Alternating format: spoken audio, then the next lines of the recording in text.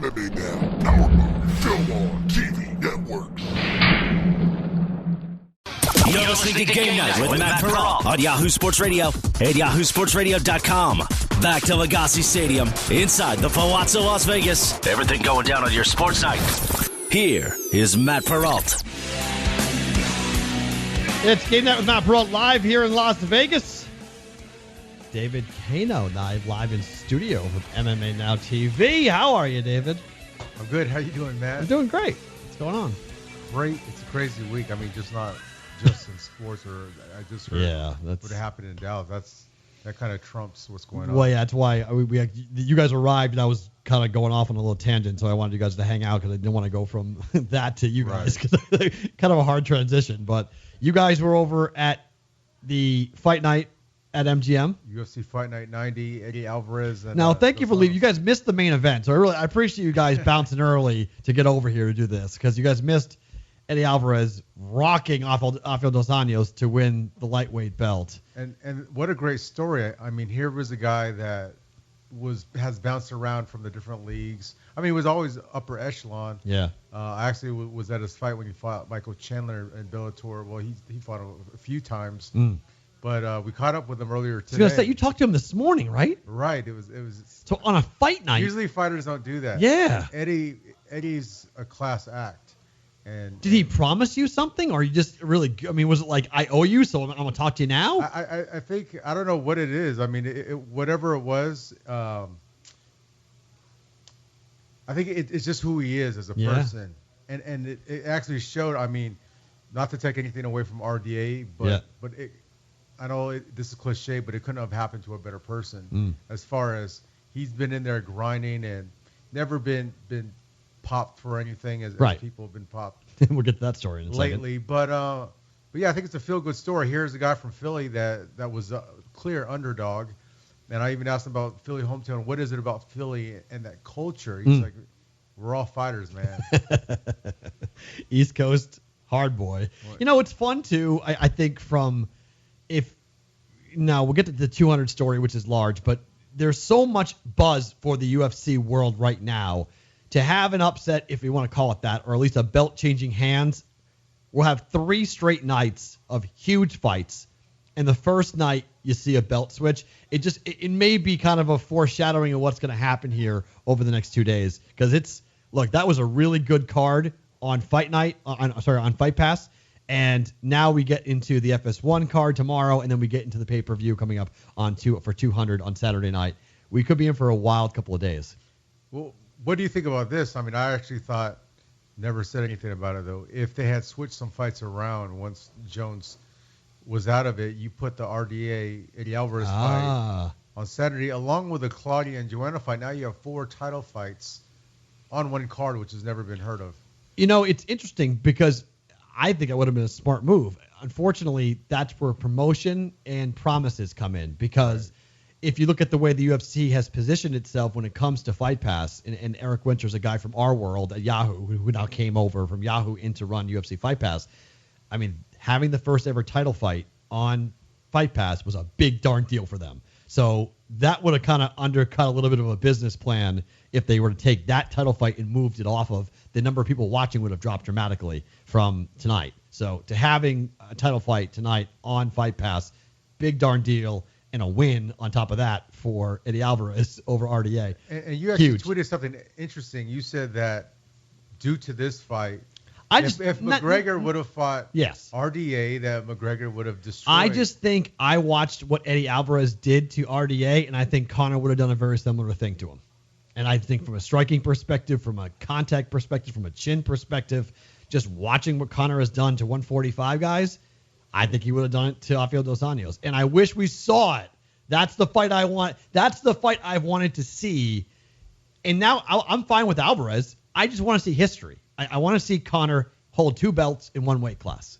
And the UFC was cool with it until the Diaz situation came around. And now we're going to see that. Well, I mean, if it was the RDA that got hurt first, that's what dropped off. Right. I mean, it wasn't. I'm not saying it wasn't like wrong, but we got robbed. I mean, it was supposed to be a 155 fight, which I think is a much more natural weight for Conor to be fighting at than it is for 170. I don't think Conor is a natural 170 fighter. I think his body likes to be at 170. I think I would like to be probably 240. But it's just people prefer to be bigger. It's easier to be bigger than it is. That's why heavyweights are fat and huge, because their weight doesn't matter. It can be as much as they want. So that's my problem with what happened here. I just feel like we lost something. We lost some magic from that fight, and now it's gone off on the rails because he wasn't supposed to lose to Nate, and he did. So now, even if 202 happens and Conor wins, well, he'll fight for his belt at 145, something I didn't think he ever would do again. He's saying he's going to, and then he'll go back and fight Nate again at 170? I mean, no. It's big business, and I think of course it is, but that's what they're in. That's the fight game. That's what it is. I mean, it's really. I know it's not the Matt Perrault game. Right. They're not trying to satisfy me. They want to satisfy everybody else. But for me, I want to see history for Conor. I think. Is it still history if he fights Eddie Alvarez at 55? Yes, because he holds 2 belts in one class. Yeah. If he beats Alvarez, which is not a good matchup at all for Conor. No. Because of Eddie's wrestling again. I think they said it about Chad, but Chad is a small 5'6". Yeah. I mean, Conor is bigger than Eddie Alvarez, and he's bigger than RDA. But now you're comparing, as he calls Mini Mendez. he's Conor's a good 5'9", and Eddie and RDA are about 5'8". Wow. David Kano live from MMA Now TV. Here live in studio, we're breaking down what's happening with all the UFC news and notes. So I feel like that would be nice, but we're gonna see 202 happen. I don't know if we're gonna see a much different result the second time around. I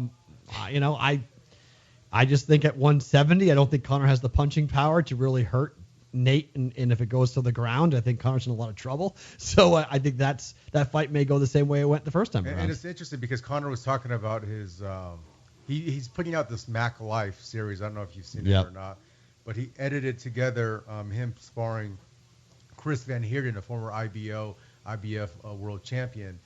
And I saw the whole footage between Chris Van Heerden. You saw the raw footage? The raw footage. Chris came into our studio. We did a podcast with him. Yeah. And that was a much different story. He was explaining to me, he uses words, I toyed with him. Wow. And from what I saw, that's exactly what happened. I mean, he picked a few times where he caught him, and it wasn't even anything hard at that. So I think Chris actually took issue with it and tweeted something out, and he took a lot of flack for that. Oh, interesting. Well, look, I mean, he's a boxer, so I think he's a guy who has some pride there. And if a UFC guy or MMA guy is showing him up a little bit, saying my striking power is as good as a boxer, well, that's kind of goes back to the whole Mayweather thing, where everybody here was talking when it was Conor Mayweather. Maybe it was Mayweather will destroy Conor if they actually box by boxing rules. So if it was MMA rules, Conor wins. Boxing rules, Mayweather's going to win. So that I don't think that was too surprising at all for a boxer to take issue with that. But I mean, Conor has a trump card. Conor could always say, if it was an MMA and a fight on the street, I would beat you anyway. Which Chris Van Heerden has no problem saying. But it's boxing rules. It's not a straight up. It's not a street fight. I mean, it's not an MMA fight. But do you think he'll employ the same tactics that he did against Nate, or do you think he'll? No, I think it'd be much more strategic. I think it'd be much calmer, much more. He won't punch himself out. And that's what I felt like he was punching, and he expected. Well, my gosh, when I hit guys at 145, they drop and wilt. This guy's not wilting, and now I'm exhausted. So I've thrown too many punches. No, I don't think it's going to happen again. Stick around. More to come as we'll talk about who will Daniel Cormier fight. That's been announced. It's Anderson Silva. Who? Next. Right. The Spider. Woo. We are live in studio with David Kano from MMA Now TV. A guy we've gotten to know quite well over the variety of events here at in Vegas for the UFC and now UFC 200. And well, let's get right to the big stories. And talking right now, actually, at the post-fight press conference is Anderson Silva.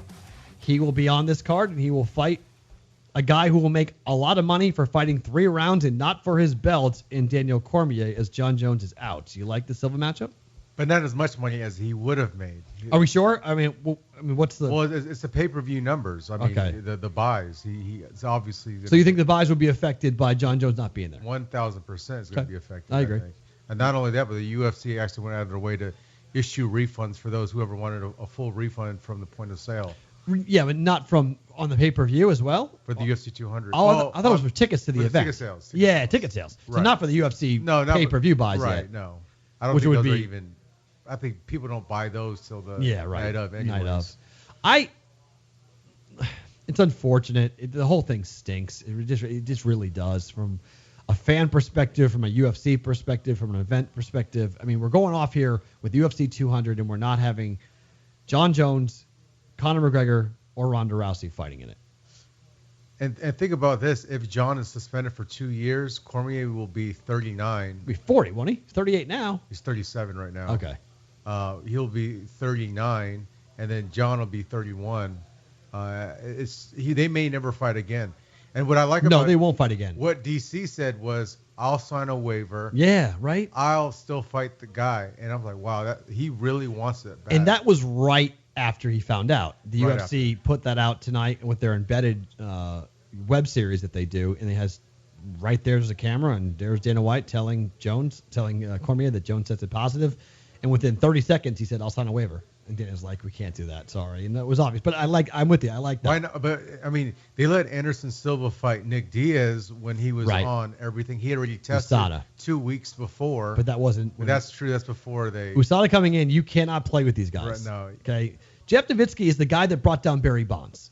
You're not playing with these people. This is not a joke, and that's why I give the UFC a lot of credit for kicking out John Jones on a Wednesday before their biggest event ever, because it could have been brushed under the rug.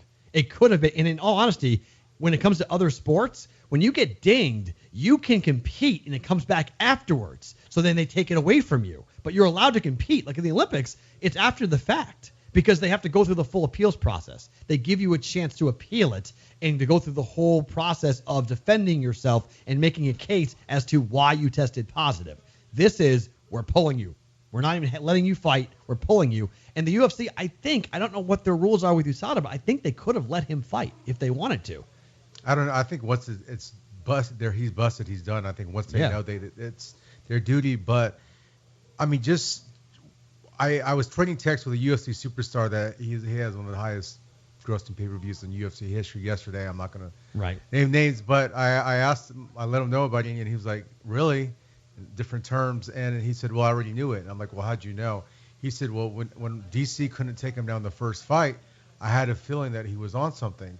And that was interesting. An Olympic caliber wrestler like DC couldn't take down John Jones, and we just thought John Jones was this magnificent super, fighter. But then now that's the thing when you get busted for PEDs. Now it tarnishes everything. You're absolutely right. It opens up everything. Yep. You got to look back. I mentioned that earlier tonight. Every fight, every win, every single round, now you go back and scrutinize it totally differently.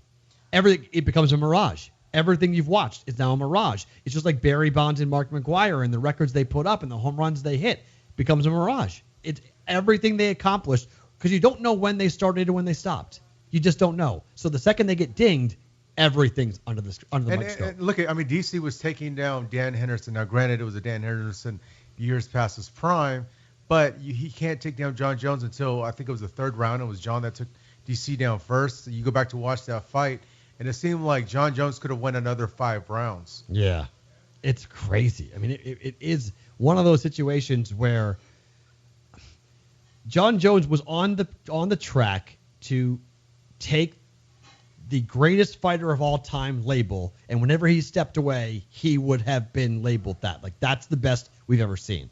Now, no.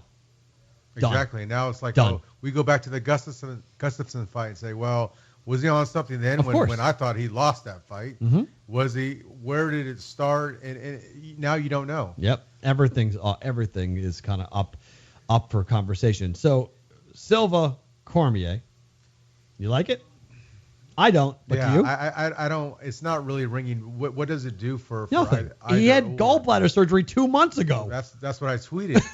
I mean, what the heck is going on? He was going to fight Uriah Hall. Now he's going to fight Daniel Cormier, who's in his MMA prime, even at 37. And we'll just use basketball as an analogy. Kobe Bryant, coming out of high school, has more mileage on him than someone that went to college and then played over a longer tenures because of all the basketball miles. Well, look at DC, wrestling career, but MMA career relatively short. Yeah. With a short window. But now you have Anderson Silva at 40, 41, and he's been fighting for the last 20 years. What does this do for the fans? What does it do for coming off a loss to Michael Bisping, which again is kind of. Speaking of Bisping, that's who I wanted to see him fight. That would have been an interesting. Michael says he's healthy. Dana says he's not. Well, which one is it? Is he healthy or not? Because I know he's a title holder, and I get it. You'd be risking a lot by putting two guys up against each other, but that was the fight I wanted to see. That he wanted it. He was in Vegas. He's here. Let's go. Let's see those guys get together. That would have been something fun to watch. I know people were tweeting at me Mousasi, but that didn't do it for me either. Yeah. I mean, Gegard is. He wanted it. Yep, he tweeted about it. He's hit or miss lately. And again, he has a lot of miles in him. But Anderson Silva. It's more. I think it's more about the international stuff to go get Brazil and go kind of help the pay-per-view guys that way. That may be a point, but I think Brazil has a much different threshold when it comes to the pay-per-view. I don't think it's on free TV. From my understanding, is the pay-per-view like for UFC in Europe is on Sky. Yeah, that's their deal. So it's something particular to North America. I'm trying to figure out why him. I'm trying to figure out why. I just was thinking it was a name. I mean, What's the name? What's the name? So is Bisping. I mean, but they wouldn't let it happen. I just they're in a tough spot. It's 48 hours. The weigh-ins are tomorrow. This is going to be, and I haven't seen. Can Silva make weight? That's I'll be curious to see what this. Do they just kind of waive the weight? It might even be the catch weight and just say at this point. Yeah, there's no title on the line. It's a 3-round fight. It's basically just two guys fighting. Exactly. They did the Kimbo Slice and Houston Alexander in the UFC at 215. I don't know if you remember that. I remember that. Oh yeah. Yeah, whereas that was like a very particular weight, 215. That was it was like, well, we've never done that before. It's strange to me, but they're in a tough spot and they're just trying to get a fight. I just wonder about either guy's motivation. Are they really going to care? Are they going to be fired up to get in there and fight each other, or is it going to be like a sparring session where you're just trying to not get hurt and trying to just roll through it? I think Cormier is going to ragdoll. I mean, if he just uses his wrestling, that's Anderson Silva's Achilles heel. Yeah. And think of what Weidman did to him. If Weidman did that to him, DC's an Olympic caliber wrestler. And DC might be so mad about the whole thing that he may just ruin him. He may just come out 30 seconds, be done, and walk out of there and just be like, tap him out. John Jones, go get your stuff corrected again and talk to me in 2 years when we may never actually get to see that fight for. It's sad. It's how genuine is John Jones. Now you question his genuineness. I mean, he had tears earlier, but he was sorry about the coke. He was sorry about hitting a pregnant woman. He was sorry about his drinking. And yelling at the cop. I mean, after getting pulled over. I mean, how many times can you say sorry? It's a great point. And like I said before, I've been here too many times to believe an athlete when they're emotional. I mean, we watched Ryan Braun of the Brewers destroy a man's life and ruin a postal worker. And it came back that he was a steroid cheat. I mean, he went all the way to ruin someone else's life, and he had to come back and say, I'm really sorry about that. And he was stripped of his MVP title. Just awful. Can you hang for one more? Yeah, there's one more. Let's do it. Because we got to get some predictions here. So we'll come back.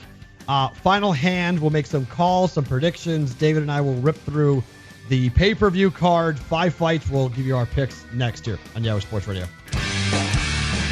MMA Now TV's David Kano joining us live in studio. He's been kind enough to hang out for almost the entire hour with a ton of UFC news and notes for UFC 200.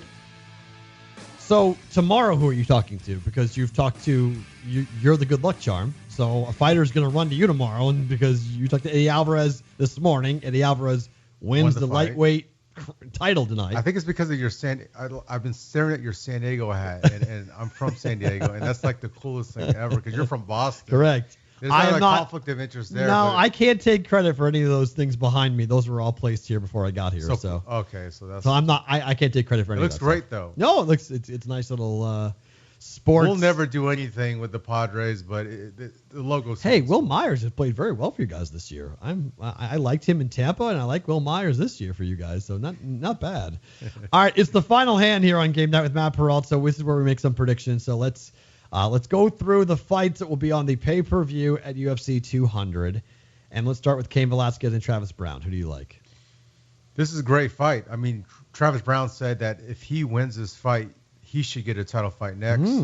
That he thinks this is his title match in his mind. Wow. But Cain Velasquez is going to win this fight. I think he finishes Travis within 3 rounds. Ooh. Within the 3. I agree. I'm going Cain Velasquez as well. Jose Aldo and Frankie Edgar. This is a very interesting fight because these two guys believe that Conor McGregor is gone, and they believe that this is actually the title fight, and Conor will be stripped of the belt at 145, and the winner of this fight will wind up getting the belt. Who do you like in this one? I want to go with Frankie Edgar. I mean, I want to go with him. He sounds rejuvenated, refreshed. I think Jose Aldo has a lot more miles on his body than Frankie Edgar.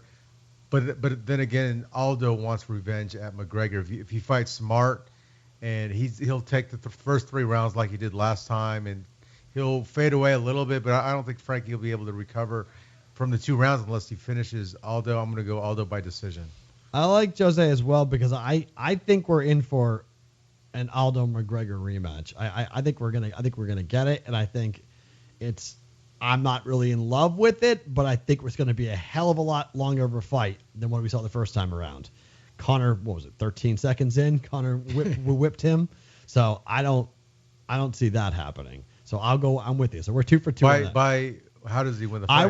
I will say decision. I'll agree with you on that point. And with Cain, you're taking Cain, but was it a decision or a finish? Finish. Okay. So we're 2 for 2. I think he finishes them within the first 2 rounds. I'll go 2. You go 3. Okay. The bantamweight fight, Miesha Tate. Is it Nunes or Nunes? Everyone is Nunes. Yeah. Okay. It's Amanda Nunes. I'll say this. I got Miesha winning this thing quick. I think Miesha wins it in the first round. I think Miesha's gonna take care of business. I think it's gonna be within the first 2 rounds. I think Nunes will be able to weather a storm by Miesha. This is one of those fights where I think it was set up on purpose, so it can set up the Ronda Rousey. It's a layup. Miesha Tate 3. I think it's a layup. I think it was set up for this. I think this is sort of like throwing a cat up against a lion. I think Miesha Tate's gonna just ruin Amanda coming up. And look, I could be wrong about that, but I really think Miesha Tate is focused on Ronda Rousey, and I think she's going to take care of anybody in her path until she gets a chance to redeem herself against Ronda, because until she does that, nobody really sees her as the bantamweight champ. Until she beats Ronda, there's just this huge shadow cast over the entire division, and you could say, oh yeah, Miesha, great. Oh, Holly Holm, great. Well, sorry, it's still Ronda.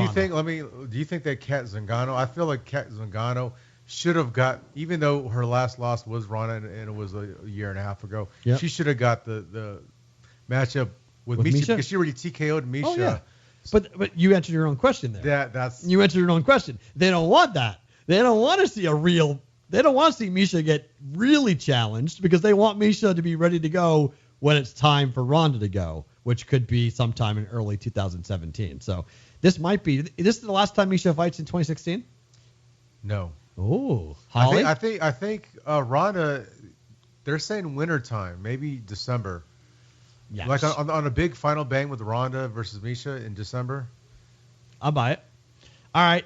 You both agree on Miesha. Let's see. I'm assuming you agree, Cormier and Silva.